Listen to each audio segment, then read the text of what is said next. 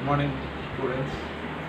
Today we are going to discuss about the third paper for final year students. The important topics now I am going to explain you. Today I will explain 4 short notes questions. Out of that, first is the Indian Red Cross Society. Second is FAO, Food and Agricultural Organization. Third is World Bank. And also fourth is ILO, International Labour Organization. These questions have been asked several times in the paramedical board examinations for 3 marks. Now listen carefully. Whenever you are going to listen my lectures, you keep a pen and notes in your hands so that you can note the main points in general in your notebooks.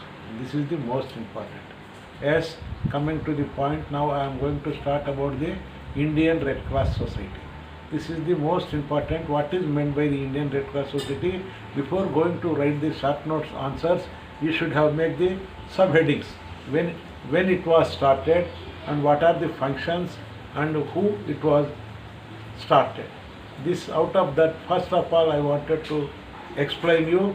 Henry Durant is the founder of the Indian Red Cross Society. The Indian Red Cross Society was started in 1920. It has got 400 branches all over India.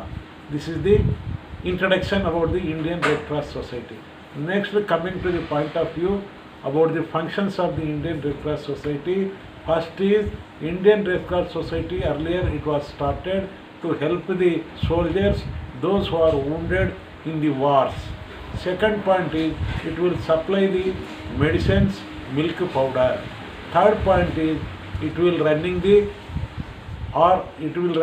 schools, that is for the paramedical students and health education. The Indian Red Cross Society is maintaining the blood banks to supply the blood in the emergencies. The Indian Red Cross Society is maintaining the blood banks. Another point is it has got a hospital, Indian Red Cross Society hospital for ex-servicemen in Bangalore. They will treat the ex-soldiers and service people, defense people in Bangalore. And also it will conduct the family planning clinics and also literature about the family planning. And also the most important thing, St. John's Ambulance Clinic is there. They will give the training for the first aid throughout the world. These are the most important points that I have already given notes to you in the month of April. You please go through the notes, then you will find how to write this answer. Once again, I am repeating this question. When it was started, by who is the founder and what are the functions of the Indian Red Cross Society. Another is there, International Red Cross Society. Everywhere Red Cross Society is there throughout the world. Now you will have the question, the Indian Red Cross Society.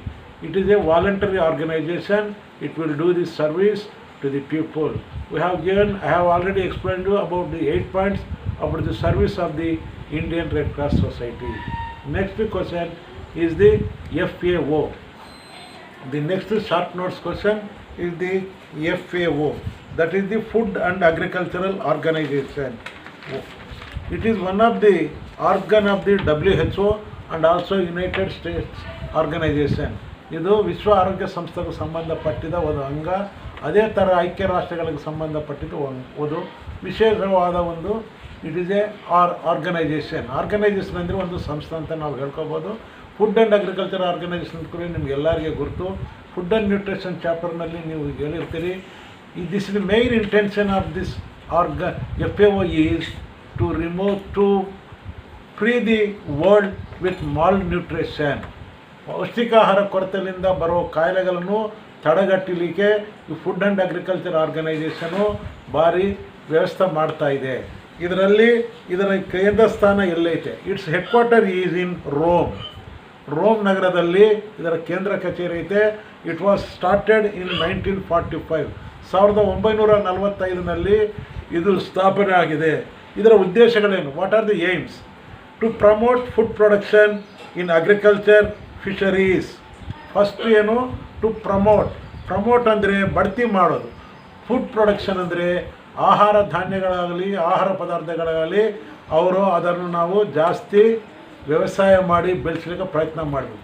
ಇದರ ಜೊತೆಗೆ second food and agriculture ಅಂದರೆ ಕೃಷಿ ಅಂದರೆ ನೀವು ಒಕ್ಕಲಿಗತನ ಮಾಡ್ತಾರೆ. ನೀವೆಲ್ಲ ಹಳ್ಳಿಗಳಲ್ಲಿ ನೋಡಿರ್ತೀರಿ, ರೈತರು ಬರೀ ಒಕ್ಕಲಿಗತನ ಮಾಡೋದಿಲ್ಲ. ಅವ್ರ ಹತ್ರ ಆಕಳಿರ್ತಾವೆ, ಆಡಿರ್ತಾವೆ, ಇವೆಲ್ಲ Sudha this are the animal husbandry, ಪಶು ಸಂವರ್ಧಕ. ಇದರಿಂದ ಪೌಲ್ಟ್ರಿ ಇರ್ತದೆ. ಆಮೇಲೆ ಕೆಲವರು ಮೀನುಗಾರಿಕೆ ಇಲಾಖೆ ಫಿಶರೀಸ್ ಇರ್ತವೆ. These are all the clubbed with the food and agricultural organisation.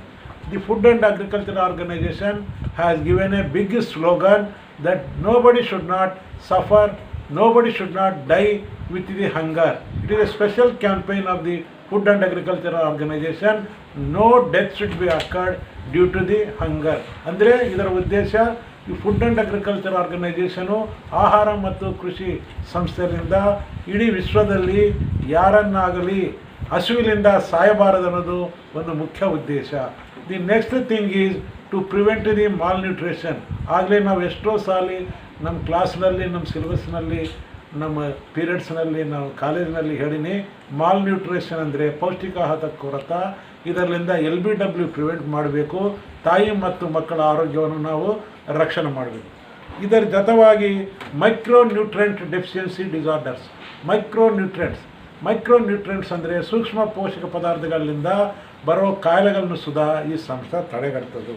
And also it has got interest in control of brucellosis and other zoonosis. ಈ ಸಂಸ್ಥೆಗೆ ಬ್ರೂಸೆಲ್ಲೋಸಿಸ್ ಅನ್ನೋದು it is a disease caused by the milk borne disease. This brucellosis is transmitted through milk. Now this FA is taking interest to control the brucellosis and the zoonosis. You might have heard about the zoonosis, that means diseases that are transmitted from the vertebrate animals to man. ಈ ವಿಭಾಗ ಈ food and agriculture ಆರ್ಗನೈಜೇಷನು ಕೆಲಸ ಮಾಡ್ತಾ ಇದೆ. Now coming to the third point, now we are going to discuss about the World Bank. World bank ಅನ್ನೋದು ವಿಶ್ವ bank ಅಂತ ನಾವು ಹೇಳ್ಕೋಬೋದು. ಇಡೀ ಪ್ರಪಂಚದಲ್ಲೇ ಇರೋ ಅತಿ ದೊಡ್ಡ ಬ್ಯಾಂಕಿ ಒಂದು ವಿಶ್ವ ಬ್ಯಾಂಕಿನಲ್ಲಿ ಏನಂತ ನಾವು ಮೊದಲೇ before going to know about the world Bank we should know what are the objects and what are the service and what is the organization and how the World Bank will work and in which fields the World Bank will help to the countries. These are the most important things. Now we are going to discuss about the World Bank. Generally it was started in the World Bank was started in the year 1945. 1945ನಲ್ಲಿ ವಿಶ್ವ bank ಸ್ಥಾಪನೆ ಆಗಿದೆ. ವಿಶ್ವ bank ಎಲ್ಲೈತೆ ಅನ್ನೋದು ನೀವು first of all ಯಾವುದನ್ನ ಒಂದು ಆರ್ಗನೈಜೇಷನು WHO ಆಗಲಿ UNOನಲ್ಲಿ ಕೊಟ್ಟಿದ್ರೆ you should know where it is, when it was started, what are the functions, how it is going to help to the other countries, member countries. ಇದರಲ್ಲಿ ವಿಶ್ವ ಬ್ಯಾಂಕಿನಲ್ಲಿರೋ ರಾಷ್ಟ್ರಗಳಿಗೆ, ಸದಸ್ಯ ದೇಶಗಳಿಗೆ ಯಾವ ಥರ ವಿಶ್ವ ಬ್ಯಾಂಕಿ ನೆರವು ಮಾಡ್ತದೋ, ಆರ್ಥಿಕ ನೆರವು ಅನ್ನೋದು ನಾವು ತಿಳ್ಕೋಬೇಕು. How this bank is going to help the people of the member countries in this World Bank. The World Bank was started during the year 1945. 1945ನಲ್ಲಿ ವಿಶ್ವ ಬ್ಯಾಂಕ್ ಸ್ಥಾಪನೆ ಆಗಿದೆ. ಇದರ ಕೇಂದ್ರ ಕಚೇರಿ ವಾಷಿಂಗ್ಟನ್ DC. ವಾಷಿಂಗ್ಟನ್ ಅನ್ನೋದು ಅಮೆರಿಕಾನಲ್ಲೈತೆ. DC ಅಂತ ನೀವು ಬ್ರ್ಯಾಕೆಟ್ನಲ್ಲಿ ಬರ್ಕೋಬೇಕು. DC ಅಂದರೆ ಡಿಸ್ಟ್ರಿಕ್ಟ್ ಆಫ್ ಕೊಲಂಬಿಯಾ ಅಂತ ಅರ್ಥ. ಇದರಲ್ಲಿ ಇದಕ್ಕೆ IRDA ಅಂತ ಇತ್ತು. IR international bank for development and reconstruction. ಅಂತರ್ಜಾತೀಯ ಬ್ಯಾಂಕ್. ರೀಕನ್ಸ್ಟ್ರಕ್ಷನ್ ಅಂದರೆ ಪುನರಾವಸತಿ ಮಾಡೋದು, ಡೆವಲಪ್ಮೆಂಟ್ ಅಂದರೆ ಅಭಿವೃದ್ಧಿ ಮಾಡೋದು. What are this intention, what is the importance, how this World Bank is going to help the member countries. The World Bank is going to help the countries. It will help the underdeveloped countries and members of the World Bank countries. Here it will help, it will give the financial support. Financial support ಅಂದರೆ ಆರ್ಥಿಕ ನೆರವು. ಆರ್ಥಿಕ ನೆರವು ಅಂದರೆ this World Bank will give the loans to the member countries. Why they are giving the loans? They are giving the loans to improve the standard of living of the people of the underdeveloped countries. ಬಡಗು ದೇಶಗಳಿಗೆ ವ್ಯಕ್ತಿ ಉನ್ನತ ಪ್ರಮಾಣ ಗುಣಮಟ್ಟದ ಜೀವನ ಮಾಡಬೇಕಂತ ಉದ್ದೇಶದಿಂದ ಇವು ಅದರಲ್ಲಿ ಇರೋ ಸಭ್ಯತ್ವ ದೇಶಗಳಿಗೆ ವರ್ಲ್ಡ್ ಬ್ಯಾಂಕ್ ಈ ಸಾಲ ಕೊಡ್ತದೆ. This is the loans or advancements ಅಂತ ನಾವು ಹೇಳ್ಕೋಬೋದು. ಯಾವ ಕೆಲಸಗಳಿಗೆ, ಯಾವ ಪ್ರಾಜೆಕ್ಟ್ಗಳಿಗೆ, ಯಾವ ಯೋಜನೆಗಳಿಗೆ, for which projects are for which purpose the world bank is giving the loans. ನಾ I will read it you and I will explain you. First is electricity. Electricity ಅಂದರೆ ವಿದ್ಯುತ್ ಉತ್ಪಾದನೆ ಮಾಡೋದು. ಅಂದರೆ ನೋಡ್ರಿ, ಈ ಕಾಲಕ್ಕೆಲ್ಲ ಪವರ್ ಹೌಸಸ್ ಇದಾವೆ, ವಿದ್ಯುತ್ ಶಕ್ತಿ ಉತ್ಪಾದನೆ ಮಾಡ್ತಾರೆ. ಅಂಥ ಪವರ್ ಹೌಸಸ್ಸು, ಡ್ಯಾಮ್ಸ್ ಕಟ್ಟಲಿಕ್ಕೆ, ಇರಿಗೇಷನು, ವಿದ್ಯುತ್ ಶಕ್ತಿ ಉತ್ಪಾದನೆಗೆ. ನೀವು ವಿದ್ಯುತ್ ಶಕ್ತಿ ಉತ್ಪಾದನೆ ಅಂದರೆ you have to remember 3 points. One is atomic power, second is hydel power, third is thermal power. Thermal power ಅಂದರೆ ನಾವು coal, from coal the power is generated. We got thermal power station at Ballari. For these power stations, this World Bank is giving the loan. Second is for transport. Transport ಅಂದ ಕೂಡಲೇ ನಾವು ನೋಡ್ತಾ ಇದ್ವಿ, ಈಗ national highways, ಜಾತಿಯ ಹೆದ್ದಾರಿಗಳಿದಾವೆ, ಎಲ್ಲ toll gate ವಸೂಲು ಮಾಡ್ತಾ ಇದ್ದಾರೆ. ಇಂಥ ನ್ಯಾಷನಲ್ ಹೈವೇಸ್ ಕಟ್ಟಲಿಕ್ಕೆ ಸುಧಾ ವಿಶ್ವ ಬ್ಯಾಂಕಿ ಸಾಲ ಕೊಡ್ತವೆ. ನೀವೆಲ್ಲ ನೋಡ್ತೀರಿ, ನಮ್ಮ ಡ್ಯಾಮ್ ಬಾಗಿಲಿಗೆ ನ್ಯಾಷನಲ್ ಹೈವೇ ಐತೆ, ಇದೆಲ್ಲ ಬೆಂಗಳೂರಿನಿಂದ ಪೂನಾವರೆಗೆ ಐತೆ.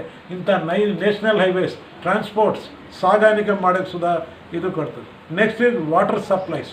ವಾಟರ್ ಸಪ್ಲೈ ಅಂದರೆ ನೀವು ನೀರಾವರಿ ಅಥವಾ ನೀರು